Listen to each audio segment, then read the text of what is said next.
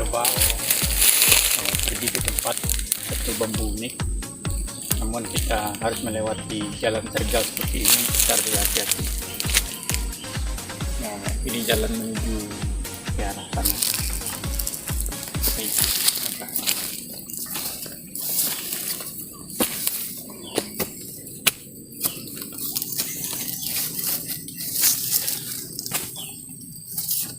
Bang.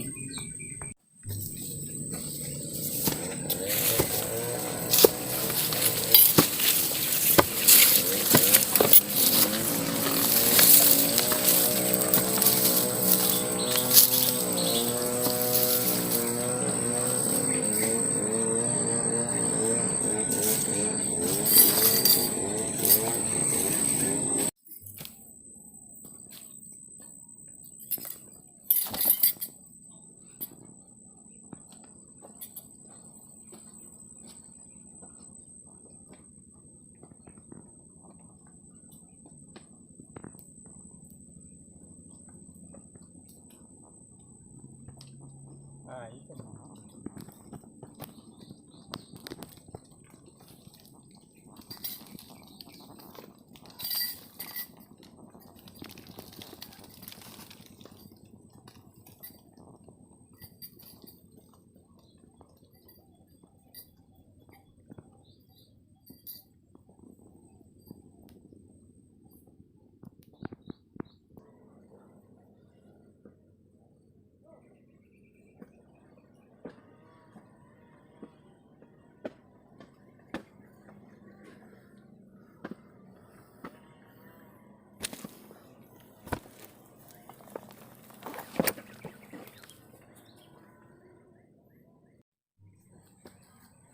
Di sini menuju area tempat bambu lokasinya, sulit jalannya ini. Wah.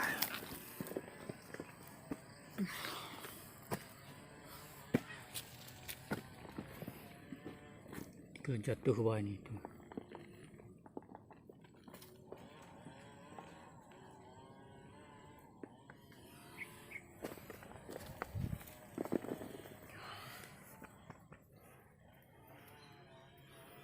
Cukup tinggi ke bawah.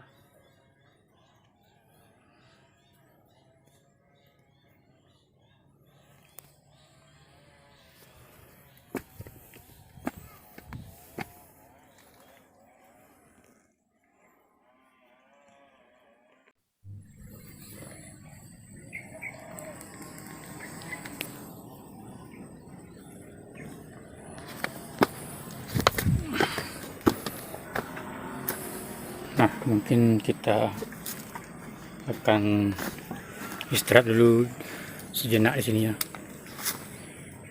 Nah, sudah melakukan pendakian setinggi ini. Itu jalannya tadi, yang ke bawah itu. Di bawah. Lumayan tinggi ini jalannya. Kita coba melempar nih ke bawah ya. Tuh.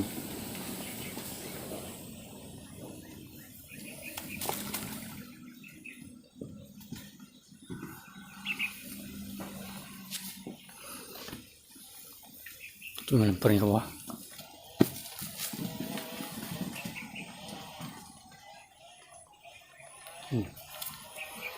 Sangat tinggi sekali ini.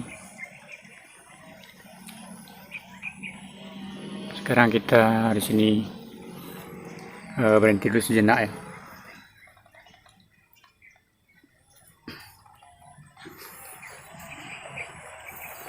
Pemandangan di sini cukup bagus.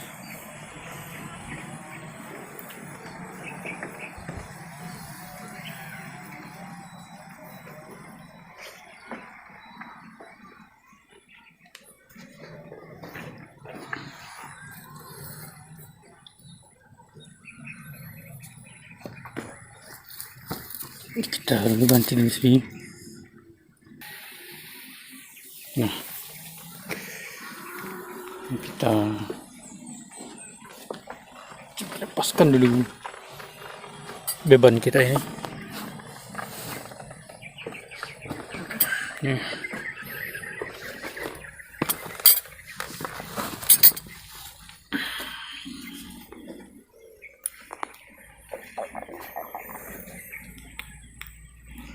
Kita ngopi dulu sejenak ya.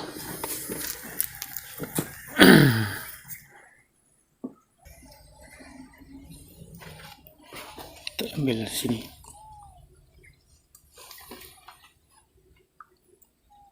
Kita buat termos.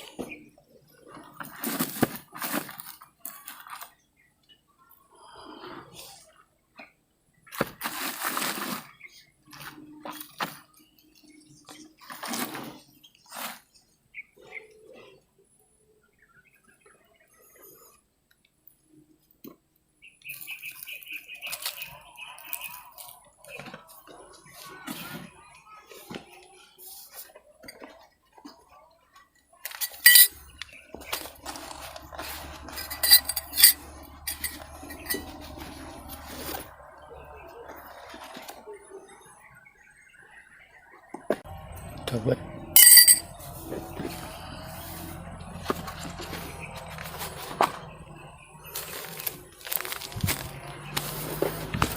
sudah mantap ini.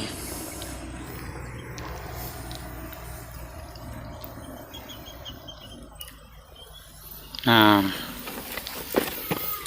di tempat seperti ini kita buat teh dulu ya.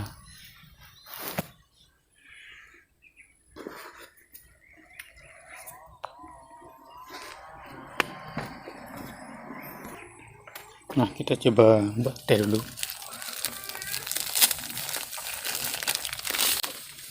Ini sementara ya, buat di pot ya.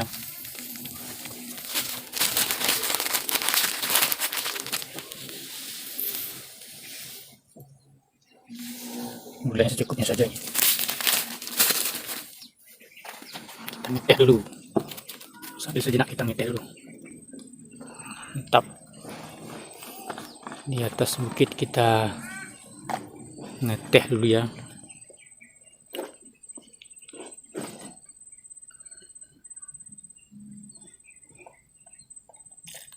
Nah, mantap.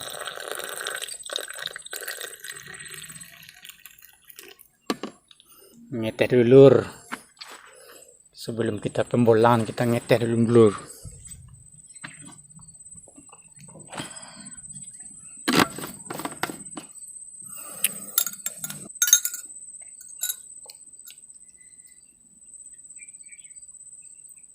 Nanti kita bawa kru nanti.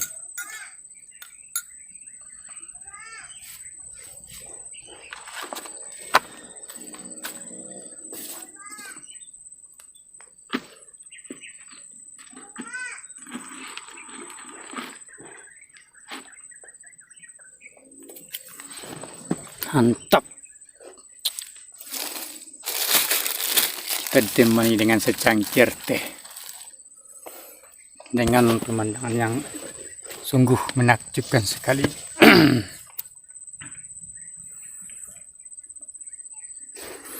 Ini sangat bagus nih untuk kita santai lur.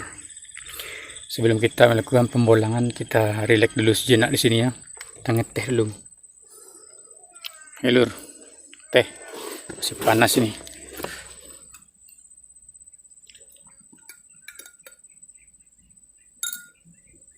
Itu kita ngeteh lur.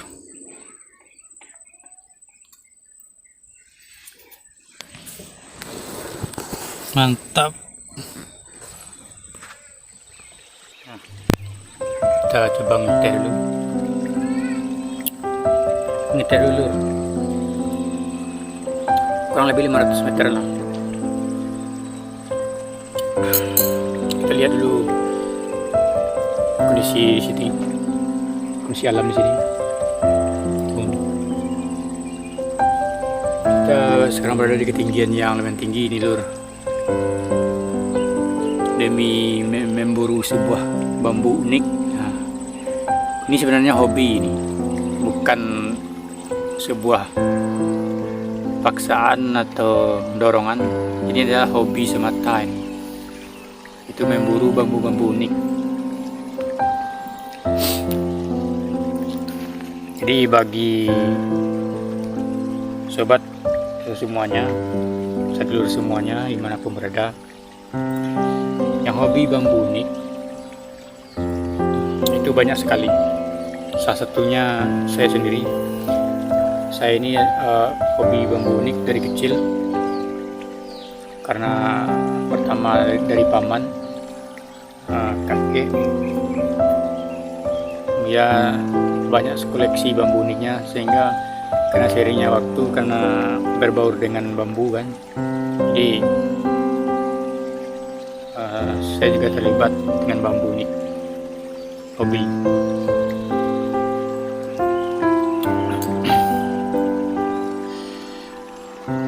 Kalau kita lihat arah bawah itu, di bawah itu juga ada batang bambunya itu. Tuh, bambu itu juga bambu, tapi itu bambunya bambu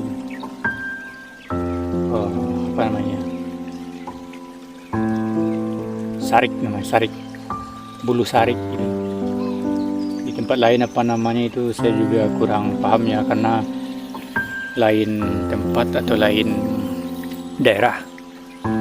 Bambu unik ini macam-macam namanya dan sebutannya.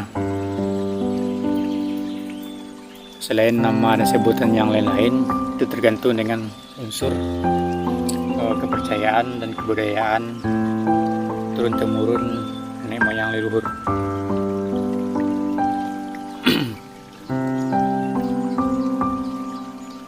Atau bisa juga disebut dengan mitologi kuno ya. Jadi tidak ada perdebatan mengenai bambu unik ini. Kenapa bambu ini dikatakan bambu unik? Karena setiap bambu yang mempunyai bentuk yang tidak sempurna, tidak wajar, itu dianggap unik. Semakin bentuknya tidak wajar, maka semakin bambu itu nilainya semakin tinggi keunikannya. Contoh, bambu yang dahannya atau rantingnya sungsang itu tinggi nilainya karena sudah beda dari bambu normal. Pokoknya bambu yang tidak normal lah istilahnya, disebut bambu unik. Seperti saudara-saudara kita yang ada di Jawa Timur ya, Jawa Timur, Jawa Barat, dan di daerah tempat lainnya yang mempunyai hobi sama seperti saya ini. Pembolangnya mungkin banyak sekali bambu-bambu yang ditemukan yang tidak wajar. Yang tidak wajar itulah yang disebut dengan bambu unik. Jadi ada yang bertanya, Bang, kenapa itu bambu unik itu dikatakan bisa mahal harganya, tinggi harganya? Apa itu bukan mitos itu? Sebenarnya bambu unik itu tergantung dengan nilai yang dimiliki oleh bambu itu. Seperti bambu sungsang, bulu sungsang. Bambu sungsang, bulu sungsang itu penyebutannya yang nama yang beda, tapi bambu itu sama, itu bulu sungsang sama bambu sungsang itu sama itu. Dan bambu petuk itu juga jenisnya juga. Kenapa harganya tinggi? Karena bambu itu dipercaya memiliki kekuatan magic ya, kekuatan alam yang memiliki medan energi yang cukup kuat ya, sehingga dihuni oleh sosok-sosok gaib, sosok bangsa jenis-jenis kodam ya, atau sejenisnya yang bernaung atau tinggal di tepi bambu itu. Karena makhluk-makhluk seperti itu atau makhluk-makhluk penghuni, dia lebih suka kepada yang sifatnya aneh, yang sifatnya unik, bahkan sifatnya yang beda. Nah, itu dihuni oleh makhluk-makhluk yang mempunyai kekuatan yang luar biasa. Itu disebut dengan mitologi kuno. Kalau kita pandang secara normal atau kita pandang secara luarnya saja, itu seperti bambu biasa, tapi sesungguhnya bambu itu memiliki aura atau energi yang mana energi tersebut bisa mempengaruhi lingkungan sekitar. Jadi orang-orang yang terlatih dengan energi alam semesta, atau energi alam semesta, atau energi cakra yang ada di tubuh manusia ini, kalau terlatih atau bawaan lahir, itu bisa merasakan energi tersebut, atau bisa dipelajari, tapi dengan butuh waktu yang lama untuk menyesuaikan atau menyelaraskan energi alam ini. Jadi kenapa bambu itu bisa memiliki energi, yaitu akan dihuni oleh sosok yang punya kekuatan gaib. Jadi setiap benda sudah dihuni oleh sosok gaib atau kekuatan pendamping, istilahnya pedam, ataupun makhluk-makhluk lainnya, makhluk mitologi leluhur, itu bisa membuat benda tersebut mempunyai kekuatan medan energi. Nah, itu syirik nggak bang? Syirik, kalau kita bilang syirik itu adalah kepercayaan kepada benda-benda atau menduakan Tuhan, yang disebut syirik. Sedangkan batu cincin yang kita percaya ada jin di dalamnya, apakah itu syirik? Mohon dipertanyakan kepada ahlinya. Batu cincin yang mempunyai, atau bambu yang mempunyai, kita percayai mempunyai pendamping, apakah itu syirik? Syirik itu tergantung dengan sudut pandang orang yang memandangnya, atau sudut pandang orang yang memakainya, atau bisa juga disebut dengan secara batin atau secara hati. Orang itu sendirilah yang bisa mengukur apakah diri syirik atau tidak. Tapi kalau kita sendiri mengukur orang lain syirik, itu kacamatanya tidak terjangkau oleh saya itu. Bagaimana cara mengukurnya itu? Karena tingkat keimanan seseorang itu berbeda-beda. Baik, nampaknya sudah cukup ya. Kita lanjutkan perjalanan kita. Tapi ingat, di sini bukan mencari perbedaan. Kita di sini hanya untuk berbagi hobi, berbagi pengalaman tentang pembolangan mencari bambu unik dimanapun berada di seluruh Nusantara maupun mancanegara. Salam kompak selalu sedulur dimanapun berada di seluruh Nusantara.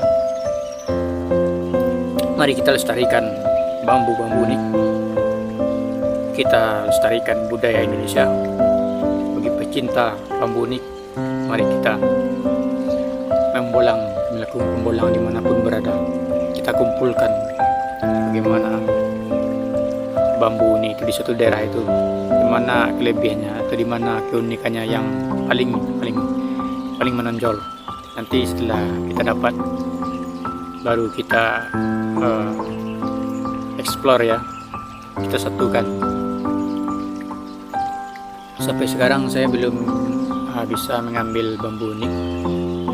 Saya hanya melihat di batangnya.